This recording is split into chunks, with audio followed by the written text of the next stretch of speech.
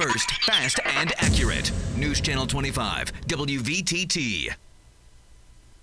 Well, for some of us waking up in the Twin Tiers, we saw snow and we had a little bit of rain yesterday morning. Today's high was about 30 degrees. Overnight tonight, we're going to see temperatures in the 20s, maybe a little bit of precipitation, some snow, rain mix. Tomorrow, the high is only going to reach about 32 degrees with, again, some more snow. And it looks like we had just a tease of that nice warm spring weather with those temperatures in the 40s and almost into the 50s over the weekend. And now we're back to the same old, even though it is April 2nd.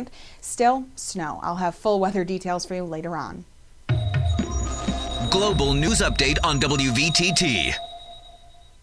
A bipartisan legislative task force in Connecticut has agreed on a major overhaul of the state's gun laws. The move comes in the aftermath of December's deadly shooting at Sandy Hook Elementary School. The draft legislation would add more than 100 types of guns to the state's list of banned assault weapons.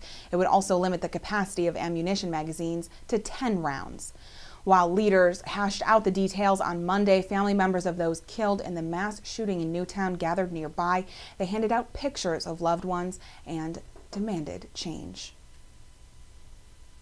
It's our job to make sure it doesn't happen for our son. Everybody needs to think about it and look into their hearts and try to do what's necessary to make the changes that have to happen. But we come here today to support the legislation being debated.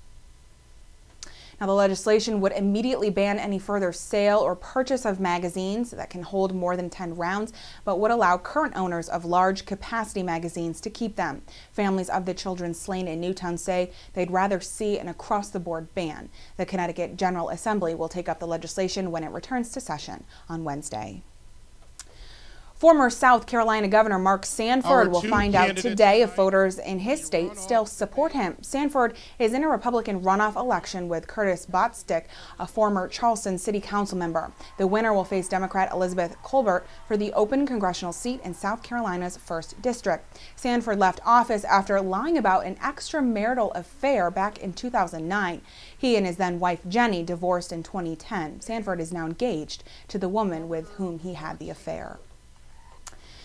The widow of a murdered pizza delivery driver is finding no solace from an apology issued by a Colorado court. The 11th Judicial District Court apologized for what it calls a clerical error that allowed murder suspect Evan Ebel out of prison up to 4 years early.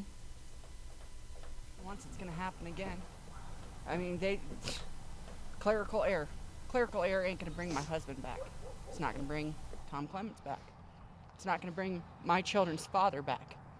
How do I tell my 4-year-olds, oh, Daddy was murdered because of a clerical error, because of something that they failed to look into? I mean, how do you tell your 4-year-old daughters that?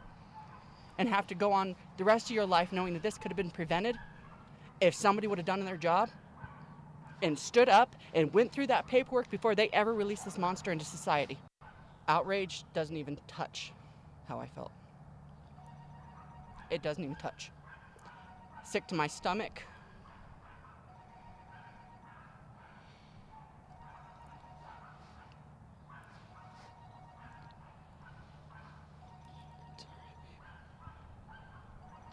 Irate.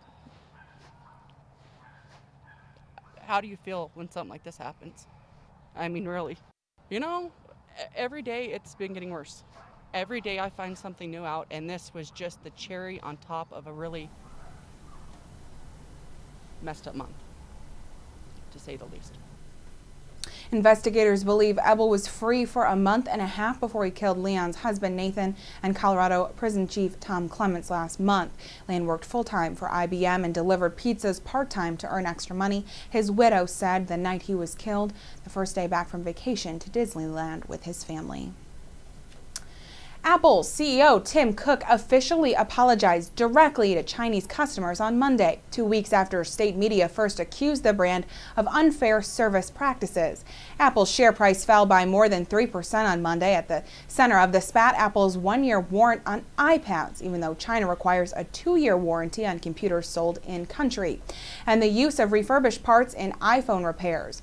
Apple's responded with 3 key changes in China. All repairs of iPhone 4 and 4 S's will be made using new parts. Warranties will be renewed for 1 year after repairs, and all computers in China, including the iPad, will come with a 2-year warranty on major components. In an apology posted on Apple's Chinese language site, Cook said he recognized some view that the company's lack of communication as arrogant or uncaring. Apple's sales in Greater China, which includes Hong Kong and Taiwan, were nearly $7 billion last year. And more credit card users are paying their bills on time. An American Bankers Association report released today finds about 2.5% of bank-issued credit card accounts were delinquent in the fourth quarter of last year. That's the lowest level since 1994. Compare that to the record high of just over 5% back in 2009, when twice as many cardholders had payments at least 30 days overdue. Bank card delinquencies fell throughout last year, and analysts say that's a sign more customers are trying to pay down their debt. Late payments fell in home equity loans and home improvement loans and third-party auto loans, according to the ABA report. Well, it's stock time. Let's take a look now at the WVTT Wall Street Wrap-Up. It's brought to you by News Radio 96.7 WVTT.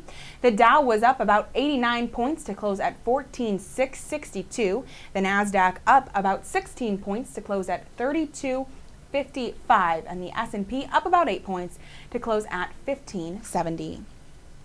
We have much more news to cover. We have sports, the SBU Corner, and weather. How much longer is this cold weather going to stick around? We'll tell you next right here on Twin Tiers Evening News.